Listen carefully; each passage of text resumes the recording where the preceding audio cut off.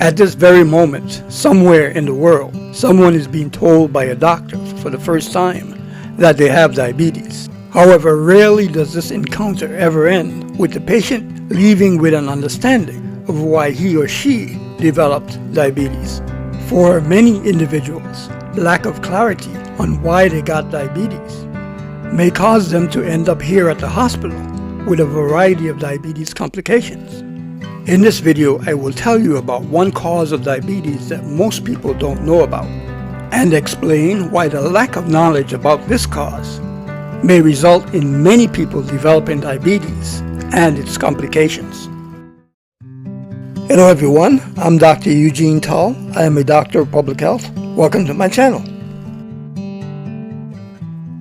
So, I have been conducting health research for the past 30 years. And a number of my studies have been funded by the U.S. National Institutes of Health to develop a better understanding of how social, behavioral, and biological factors interact to produce metabolic abnormalities that lead to diseases like diabetes. One thing I discovered from working with study participants over the years is that many people don't know that diabetes has many causes. In this diagram are various factors that interact in the web of causation of type 2 diabetes. The significance of each factor may vary from person to person. The unsuspected cause of diabetes that I'm going to tell you about in this video is not included on this diagram. To get to that one, we have to start at the beginning. Back in the mid-1990s, when I was an assistant professor at the University of Pittsburgh, I was asked to write a chapter for the 1995 edition of the book, Diabetes in America. My chapter was to summarize what was known at the time about the manifestations and risk factors for diabetes in African Americans.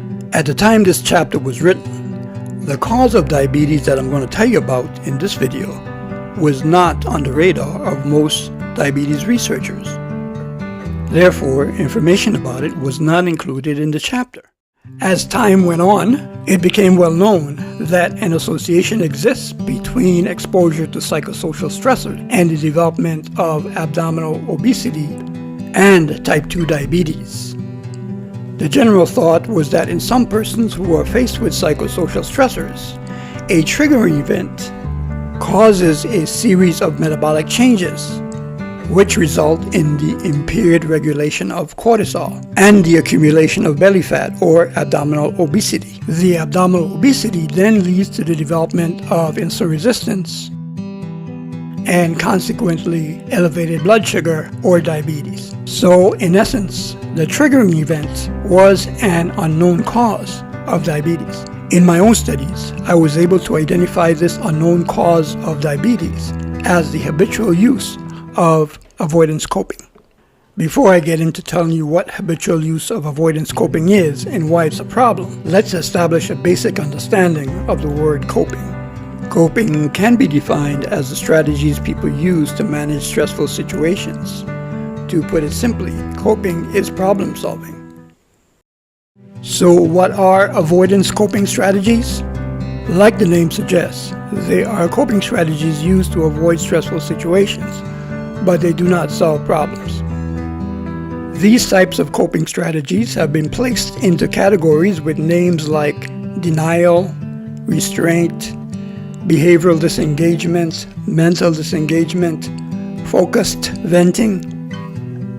Here are some specific examples of various types of avoidance coping strategies.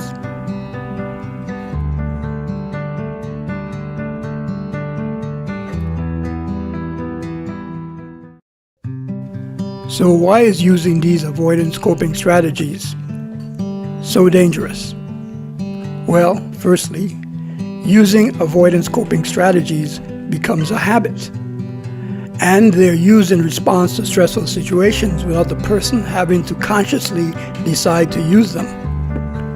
Second, the habitual use of avoidance coping strategies causes the person to experience unresolved, excess, or chronic stress.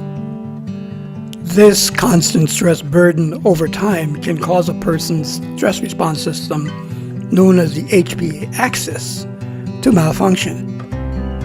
When the HPA axis malfunctions, cortisol levels will no longer be well controlled, and this will cause an excess amount of belly fat to accumulate.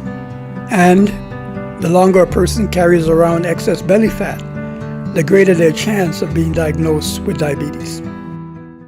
So imagine that for all of your adult life, you have been using avoidance coping to deal with stressful situations. And you did not suspect that in doing so, you were setting yourself up to get diabetes.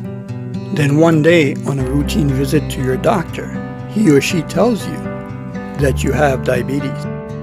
And you leave your doctor's office that day bewildered and trying to figure out on your own why you developed this disease. So, you blame genetics and your diet, but the main cause is avoidance coping, something you don't suspect. If it never gets addressed and resolved, this unsuspected cause of diabetes may make control of your blood sugar difficult, which may lead to early onset of diabetes complications because of the poor control.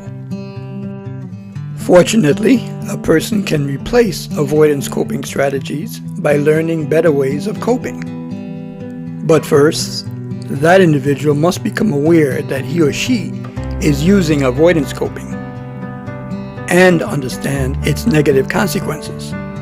If you have found this video informative and enlightening, kindly let me know with your comments, liking the video, and subscribing to the channel to help get the information out to more people.